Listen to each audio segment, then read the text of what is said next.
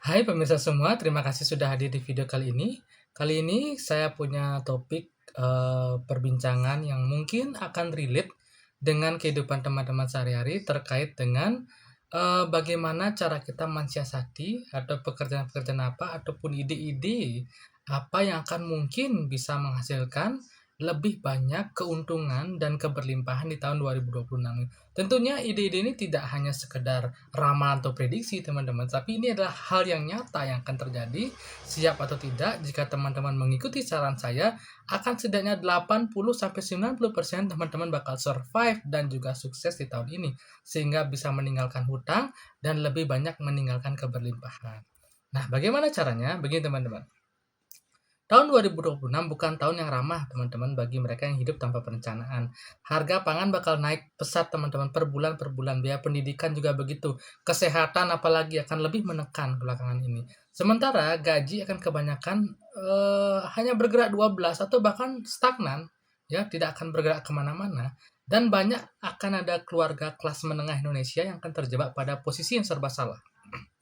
Gimana posisinya? Begini, tidak cukup miskin untuk dapat bantuan, pas-pasan, tetapi tidak juga cukup kaya untuk bernafas lega karena minim perencanaan. Nah, inilah wajah dari masyarakat Indonesia yang disebut dengan middle income trap. Bekerja keras tapi merasa jalan di tempat, dan kalau kamu merasakannya sekarang, berarti kamu tidak sendirian. Banyak orang di luar sana tuh seperti itu. Dan dalam tekanan seperti ini teman-teman, jalan pintas mungkin akan terlihat sangat menggoda bagi Anda. Jadi sepanjang 2024 sampai 2025, ribuan orang sudah mencoba peruntungan lewat judi online, pinjol, skema cepat kaya, MLM, kripto, dan lain sebagainya ya. Dengan harapan bisa keluar dari masalah finansial dalam hal semalam. Itu tidak mungkin. Hasilnya bisa kita tebak bersama ya. Bukan kebebasan finansial tetapi rekening kosong dan trauma baru dan hutang. Nah, disinilah Zodiac ID berdiri, ada buat teman-teman semua untuk mengajak kalian kembali ke rel yang benar. Bisnis yang kotor tangannya, tetapi jelas pijakannya. Jadi gini teman-teman, masih banyak orang yang berkata, saya ingin usaha tapi tidak punya modal Pak Agung, gimana? Nah, kalimatnya mungkin terdengar logis gitu ya, tapi seringkali menipu teman-teman. Data menunjukkan sebagian besar bisnis besar itu di dunia itu lahir dari skala mikro, bahkan dari garasi rumah atau mungkin dapur sempit sendiri, kamar sempit seperti ini gitu ya. Di tahun 2026, keunggulan bukan lagi soal siapa yang paling tebal uangnya teman-teman, tapi siapa yang paling cepat belajar, paling adaptif dengan teknologi, dan paling peka membaca masalah sekitar. Jadi begini, modal uang bisa dicari teman-teman, tapi modal mental dan kemampuan berpikir tuh jarang dilatih saat ini. Perilaku konsumen Indonesia itu juga berubah drastis teman-teman. Mereka tidak lagi mudah terbuai diskon atau gimmick viral. Ya, konsumen di tahun 2026 dan ke depan ini lebih skeptis teman-teman. Lebih banyak bertanya dan jauh lebih menghargai value of money. Orang mungkin mulai mengurangi belanja impulsif dan beralih ke produk atau jasa yang benar-benar memberikan manfaat nyata bagi diri mereka. Menghemat biaya atau efisiensi atau memperpanjang umur aset yang mereka miliki adalah pilihan yang tepat di tahun ini. Ini bukan asumsi kosong, teman-teman. Ini adalah pola logis dari masyarakat yang sedang belajar bertahan hidup. Di sisi lain, masih ada ilusi yang harus dipelihara, yaitu sosok Sultan Karbitan. Ya, orang ini suka memamerkan kekayaan dari bisnis afiliasi abu-abu atau klaim sukses tanpa transparansi. Mereka mungkin teman-teman terlihat kaya dan meyakinkan, tapi rapuh di dalamnya teman-teman. Bisnis yang benar-benar laris di tahun 2026 bukan yang paling ramai di layar teman-teman, tetapi yang paling dibutuhkan di dunia nyata itu sendiri. Jadi viral itu bonus teman-teman. Menyelesaikan masalah itulah fondasi. Tanpa fondasi teman-teman, bangunan setinggi apapun itu akan hanya tinggal waktu, dia akan roboh. Jadi di Zodiac ID ini saya punya definisi yang jelas tentang bisnis yang akan laris manis yang mungkin akan teman-teman bisa coba gitu ya. Laris bukan sekedar ramai pembeli sesaat teman-teman, tapi punya repeat order yang sehat, organik gitu ya. Manis bukan hanya di omset besar teman-teman, tapi cukup untuk bernafas tanpa harus menutupi lubang dengan pinjol atau gali lubang tutup lubang sana sini seperti itu ya. Bisnis yang baik adalah bisnis yang membuat pemiliknya lebih tidur tenang, bukan hidup dalam kecemasan karena cicilan dan bunga yang mengejar setiap bulan, teman-teman. Karena itu 7 ide bisnis ini yang akan saya bahas kali ini, itu bukan hasil tebak-tebakan atau ramalan teman, bukan ya. Tetapi ini semua hasil riset saya dari tren musiman. Semuanya telah melewati penyaringan manajemen risiko yang bagus, gitu ya, logika pasar dan realitas Indonesia tahun 2026 ini. Ini bukan konten yang untuk mereka yang ingin kaya tanpa usaha sekali lagi teman-teman ya, tapi untuk kamu yang siap bekerja cerdas dan konsisten. Konsisten ya. Siapkan catatan kamu teman-teman ya, siapkan pikiran terbuka, dan yang terpenting, siapkan mental untuk membangun sesuatu yang nyata. Begini teman-teman, banyak orang masuk ke tahun 2026 dengan luka finansial yang belum sembuh. Apa itu Pak Gung? Hutang, ya cicilan dan seterusnya. Ada yang masih teringat margin call, ya, atau akun trading yang nol, atau bisnis lama yang mati perlahan karena salah hitung, gitu ya. Nah, luka ini nyata teman-teman dan sering membuat orang takut memulai lagi. Tetapi teman-teman, kegagalan bukan tanda bahwa kamu bodoh teman-teman. Kegagalan adalah biaya sekolah yang mahal. Bedanya, sekarang kamu punya pengalaman. Tahun ini bukan tentang mengulang kesalahan teman-teman, tetapi tentang membalas rasa sakit itu dengan keputusan yang lebih tenang dan terukur. Nah, salah satu penyebab kegagalan terbesar di Indonesia adalah kutukan ikut-ikutan teman-teman. Ya, ketika satu bisnis terlihat ramai, semua orang masuk tanpa bertanya apakah hitungannya masuk akal enggak, usahanya gimana. Contohnya franchise minuman viral atau SS-an yang viral tuh ya. Contoh yang paling jelas, antre panjang di awal, tapi sepi di bulan ke-6. Nah, masalahnya apa? Masalahnya bukan produknya teman-teman, tapi mentalitas FOMO orang Indonesia tuh parah banget nih. Harus diobatin nih. Orang sering lupa menghitung biaya sewa tempat, gaji, bahan baku, dan lain sebagainya, dan waktu balik modal yang realistis. Mereka lupa menghitung itu. Tanpa perhitungan BEB yang jujur teman-teman ya, usaha hanya akan menjadi euforia sesaat. Seorang pebisnis sejati tidak berburu uang seperti nelayan berburu ikan satu persatu di lautan, tetapi dia berpikir seperti pembuat jaring. Fokus membangun sistem yang dapat menangkap nilai secara konsisten. Jadi money chaser selalu kelelahan teman-teman ya, yang selalu ngejar uang kemana-mana gitu ya. Jadi budak uang, budak algoritma. Uang bukan tujuan utama teman-teman, uang adalah efek samping dari nilai yang kamu berikan. Jadi semakin besar masalah yang kamu selesaikan, semakin besar peluang uang datang dengan sendirinya teman-teman. Serius. Jadi kesalahan klasik pemula dalam hal bisnis gitu ya, itu selalu sama semua hal itu ya, mencampur adukan uang dapur dengan uang usaha atau uang pribadi dengan uang bisnis. Awalnya terasa sepele teman-teman, tapi disinilah letak bisnis itu mati perlahan. Bahkan dengan modal 500.000 pun jika kita disiplin ya, di momen pertama atau di tahun pertama itu bisa berlipat ganda di momen berikutnya. Jadi bisnis itu seperti entitas yang berdiri sendiri teman-teman, harus dipisahkan dari uang dapur dan lain sebagainya biar kelihatan untungnya ini berapa seperti ya. Nah, itulah yang harus kita benahi, yang bocor dari dalam sering seperti itu ya di momen saat ini. Nah, ekspektasi juga perlu dibenahi teman-teman. Tahun pertama berbisnis tahun 2026 ini, itu bukan tentang pamer hasil teman-teman, tapi tentang bagaimana cara kita bertahan untuk hidup. Fokus utamanya adalah membangun sistem teman-teman, menemukan pola pelanggan, dan menutup lubang operasional itu satu persatu. Jadi, jika di tahun pertama ini bisnismu tidak mati dan arus kas sudah mulai stabil, itu sudah kemenangan besar dalam usaha kamu. Gitu ya. Jangan berpikir untung yang muluk-muluk dulu lah. Dan satu hal yang sering diabaikan adalah dana cadangan bisnis teman-teman. Jadi ketika penjualan turun, gitu ya, banyak orang panik dan langsung lari ke pinjol. Nah ini langkah yang sangat berbahaya. Dana cadangan memberikan nafas teman-teman saat ada guncangan. Nah, entah kenaikan harga bahan atau mungkin pelanggan yang telat bayar atau masalah yang tidak terduga lainnya. Menyisihkan keuntungan sekecil apapun adalah bentuk hormat pada masa depan bisnismu sendiri. Nah, pada level terdalam, teman-teman, bisnis bukan sekedar alat pencari uang. Bisnis adalah latihan mental untuk memberikan manfaat. Jadi ketika orientasimu adalah membantu, melayani, dan meringankan beban orang lain gitu ya, daya tahan mentalmu akan jauh lebih kuat dan uang akan naik turun, benar seperti itu. Tetapi makna membuatmu akan tetap berdiri, tetap eksis gitu ya. Jadi filosofi tangan di atas inilah yang akan menjadi fondasi saat kita masuk ke ide-ide nyata yang akan bisa kamu jalankan di dunia nyata di tahun 2026. Satu kata yang paling penting dicari di rumah tangga Indonesia saat ini adalah efisiensi. Inilah celah besar bagi jasa konsultasi efisiensi rumah tangga atau mikro auditor. Tugasnya bukan memberi ceramah ya, Ini ide bisnis yang bagus, teman-teman. Ini ide bisnis yang pertama. Ini ide bisnis yang bisa membedah pengeluaran harian klien secara praktis, mulai dari tagihan listrik, belanja bulanan, cicilan sampai proteksi yang tidak efisien. Dan bisnis ini tidak butuh kantor atau stok barang, teman-teman.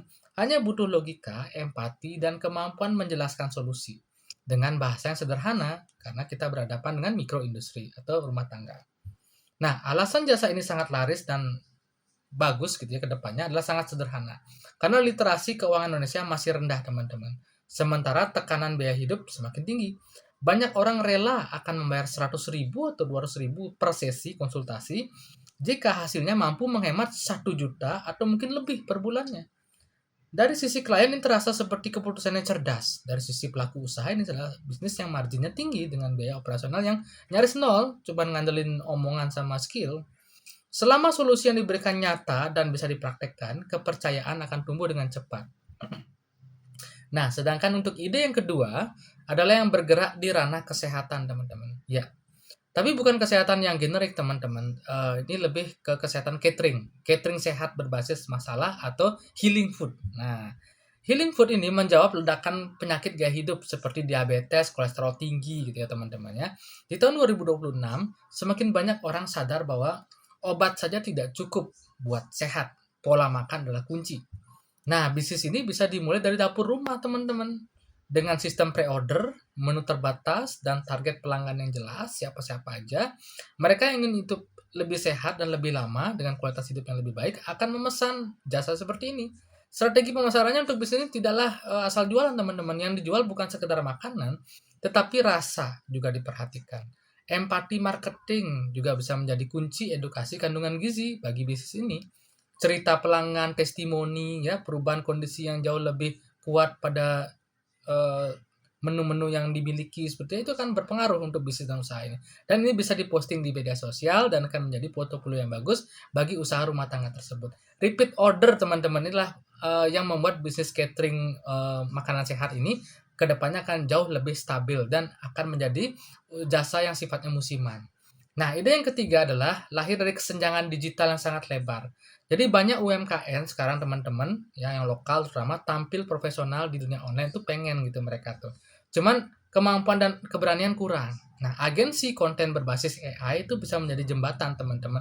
Dengan bantuan tool yang sederhana, pelaku usaha bisa membuatkan foto produk, caption, materi promosi yang layak dijual tanpa biaya agensi yang besar. Ini adalah bisnis kepercayaan, teman-teman, bukan teknologi semata. Eksekusi ide ini sangat realistis, modalnya hanya tinggal langganan tools digital AI dan kemampuan berkomunikasi dengan pemilik usaha kecil. Target pasarnya jelas, bukan brand besar tetapi warung, toko kelontong, penjual makanan, startup, atau jasa lokal di sekitar tempat tinggalmu. Jumlah mereka ribuan, teman-teman, tapi sering diabaikan. Nah, tapi sangat loyal jika mereka merasa dibantu. Nah, dari sinilah aliran klien kita akan stabil dan bisa dibangun secara bertahap.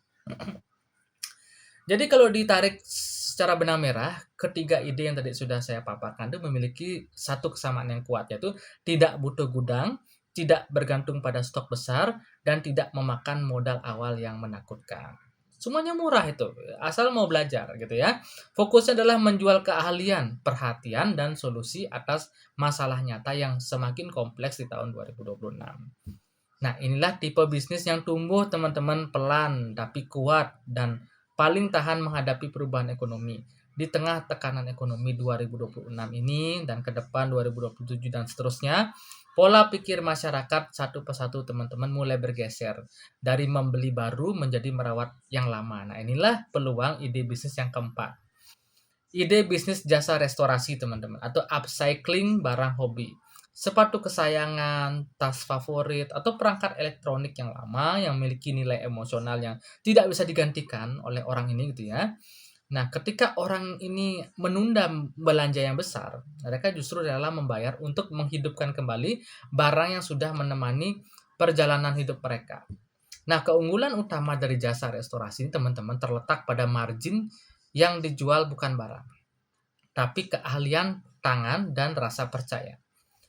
Modal bahan seringkali sangat kecil, teman-teman, seperti cat, lem, atau spare part sederhana, tapi nilai jasanya bisa berlipat ganda. Contohnya paling nyata seperti ini. Misalnya biaya bahan cuma 20.000, tapi bisa berubah menjadi biaya jasa dengan harga 200.000 karena yang dibayar oleh pelanggan adalah ketelitiannya, bukan barangnya saja, pengalaman dan hasil akhir yang memuaskan. Nah, pasar hobi memiliki karakter unik teman-teman yang membuatnya sangat tahan krisis. Saat orang menekan biaya makan di luar atau liburan, mereka akan tetap menjaga barang koleksi yang memberi rasa nyaman. Sepatu, jam, kamera lama, atau alat musik bukan sekedar benda, tapi bagian dari identitas mereka. Karena itu, konsumen di segmen ini cenderung loyal, teman-teman. Tidak terlalu sensitif lah masalah harga, karena mereka memandang kualitas dan hasil akhir dan sangat menghargai semua itu di atas segalanya. Lalu ide yang kelima ini bergerak di ranah e-commerce teman-teman. Reseller. Nah, teman-teman mungkin sering dengar istilah reseller gitu ya. Reseller ini sering terakurasi pada barang pre-love yang berkualitas. Ini bukan sekedar thrifting massal teman-teman, tapi model konsinyasi yang lebih elegan. Banyak kelas menengah membutuhkan uang cepat, entah untuk kebutuhan keluarga, pendidikan, ataupun hal yang darurat lainnya. Dan mereka memiliki barang branded yang ya bisa bilang masih sangat layak pakai. Nah, disinilah peran reseller yang mampu menjadi perantara dengan sistem yang adil dan transparan. Kepercayaan adalah mata uang utama dalam bisnis ini, teman-teman. Kurasi itu harus ketat. Kondisi barang yang dijelaskan harus apa adanya. Keaslian otentiknya itu harus diperiksa dengan serius. Foto produk tidak boleh terlalu berlebihan. Justru kejujuran visual membangun rasa aman. Nah, ketika pembeli merasa tidak ditipu, mereka akan kembali dan bahkan merekomendasikan ke lingkaran mereka sendiri. Nah, inilah efek bola salju yang sehat, teman-teman. Sumber barang terbaik seringkali tidak ada di marketplace yang besar, tapi di komunitas yang sifatnya close atau tertutup. Seperti contohnya grup hobi, atau forum Facebook, atau kanal Telegram.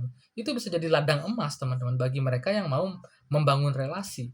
Masuklah teman-teman di sana sebagai anggota, bukan sebagai pedagang agresif. Bangun reputasi di forum itu gitu ya. Pahami bahasa komunitas di situ ya. Dan peluang mendapatkan barang bagus dengan harga yang miring akan datang dengan sendirinya.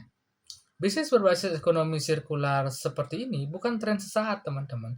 Dunia akan bergerak ke arah yang berkelanjutan dan masyarakat mulai bangga menggunakan kembali barang yang masih layak sehingga menguntungkan. Bisnis ini juga punya citra positif, ramah lingkungan dan relevan dengan nilai masa depan atau sustainable.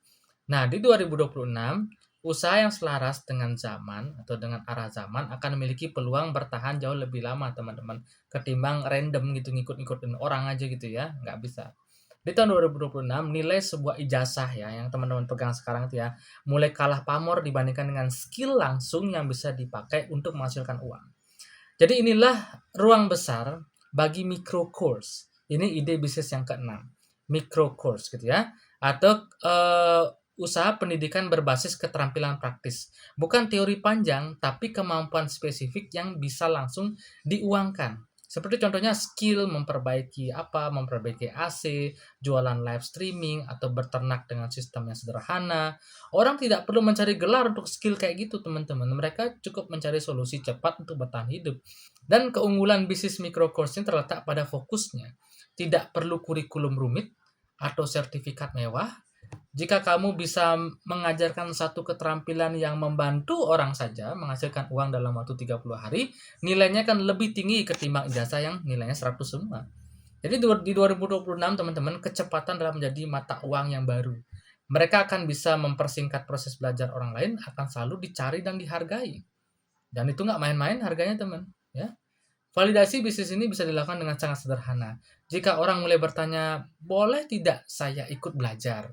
Atau bisa tidak saya diajari dari nol? Nah, itu sudah sinyal permintaan, teman-teman. Artinya, banyak orang lelah belajar sendiri dari internet, dari YouTube tanpa arah. Tetapi mereka rela membayar untuk pendampingan yang jelas, terstruktur, dan aplikatif. Antrian peserta pelatihan adalah bukti bahwa masalah yang kamu sentuh memang nyata dalam kehidupan masyarakat. Metode pengajaran menjadi pembeda utama teman-teman dengan hal yang lain. Jadi jangan hanya mengajar, tapi dampingi sampai bisa. Pendekatan mentoring jauh lebih efektif daripada sekedar video rekaman. Jadi ketika murid berhasil, reputasimu akan menyebar secara organik.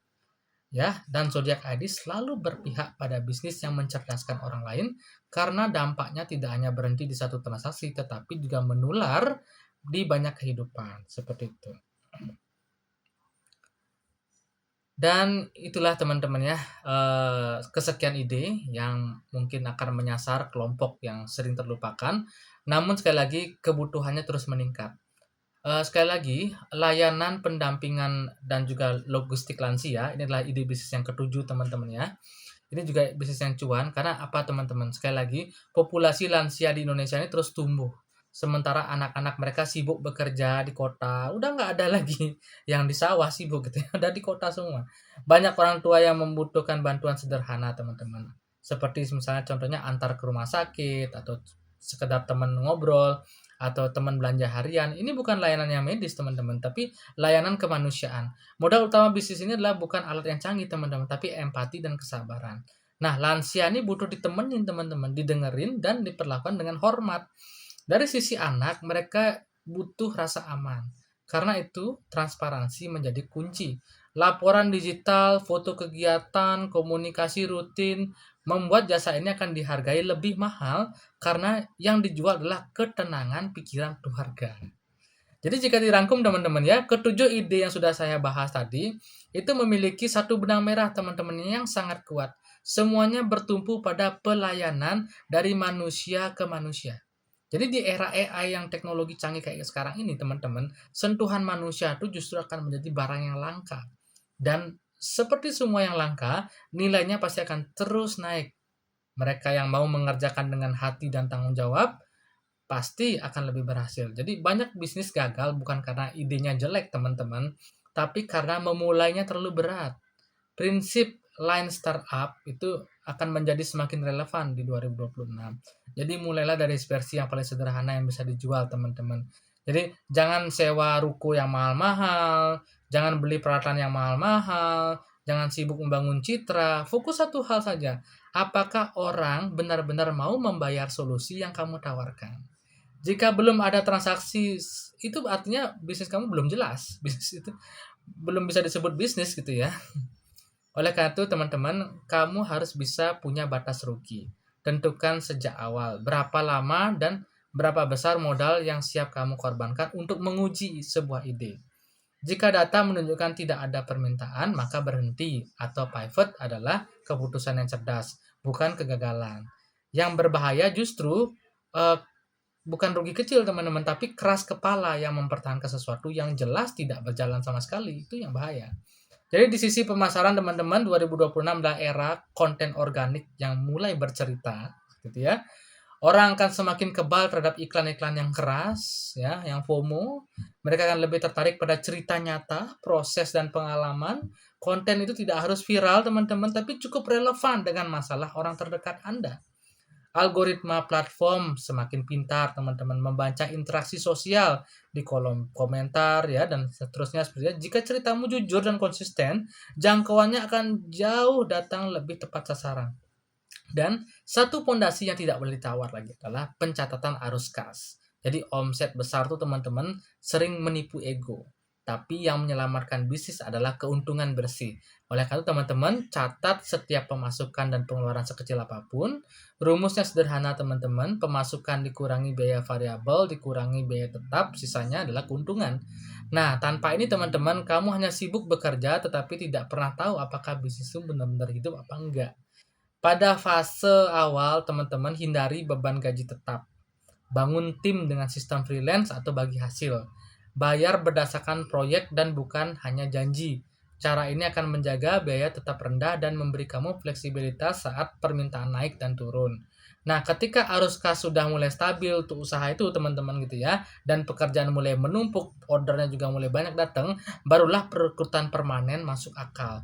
Jangan membebani bisnis sebelum bisnis itu mampu menopang diri sendiri teman-teman.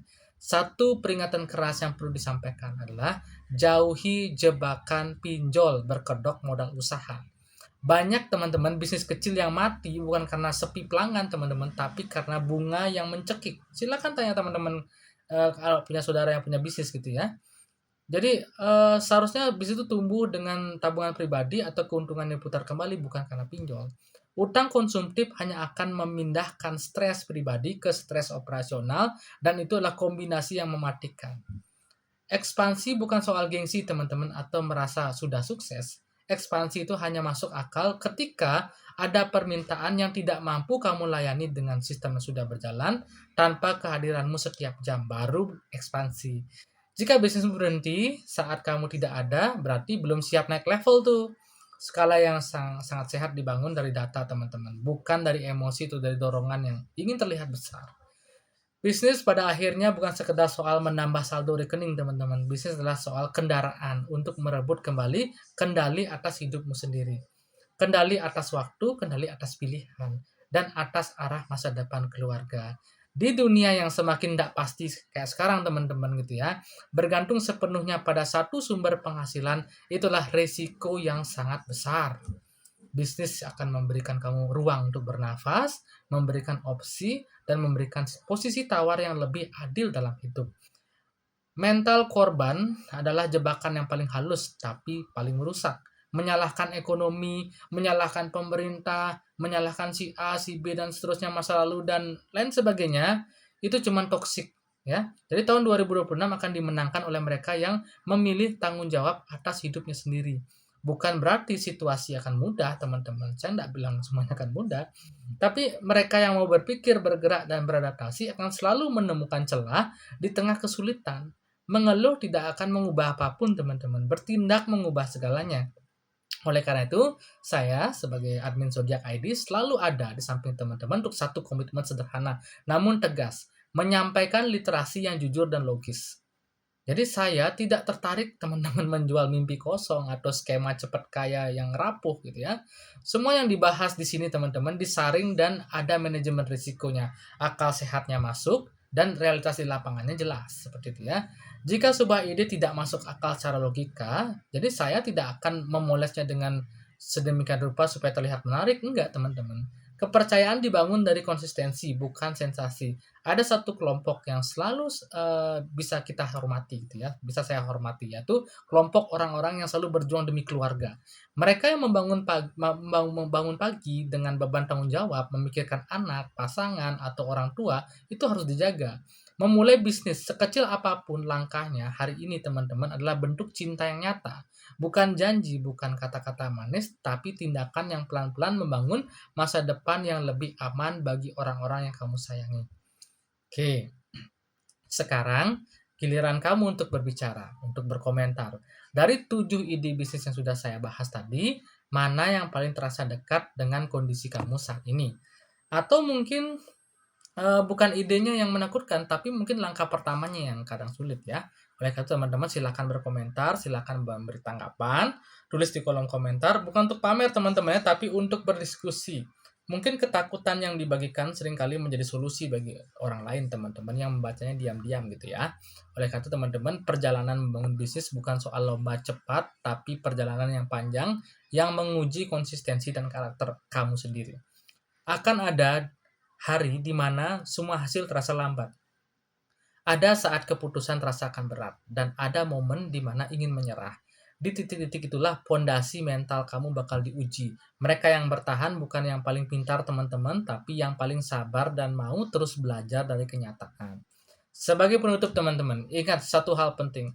Kekayaan bukan tentang seberapa banyak uang yang kamu dapatkan hari ini, tetapi seberapa kuat fondasi yang kamu bangun untuk bertahan hari esok. Saya tetap mengajakmu untuk berpikir logis, bertumbuh konsisten, dan tidak tergoda dengan jalan pintas. Bangun bisnismu dengan kesadaran penuh, teman-teman, dan masa depan. Karena masa depan tidak dibentuk oleh harapan, teman-teman, tapi oleh keputusan yang kamu ambil hari ini. Jika konten ini menurut kamu membuka cara pandang kamu lebih gitu ya, silakan kamu bisa bantu channel Zodiac ID ini dengan cara tindakan yang sederhana, bisa dengan cara like seperti itu ya video ini, agar video ini bisa menjangkau lebih banyak lagi orang yang sedang berjuang seperti kamu, teman-teman. Tuliskan pendapat atau pertanyaan kamu di kolom komentar supaya diskusinya lebih hidup dan saling menguatkan. Dan subscribe agar kamu tidak tertinggal pembahasan logis lainnya seputar astrologi, seputar kepribadian, bisnis, mentalitas, dan lain sebagainya yang bisa mendukung kamu ke depan. Dukungan kecil kamu memberikan dampak yang sangat besar untuk arah channel ini dan bagi mereka yang membutuhkan literasi yang jujur dan membumi. Sekali lagi terima kasih, sampai jumpa di video berikutnya.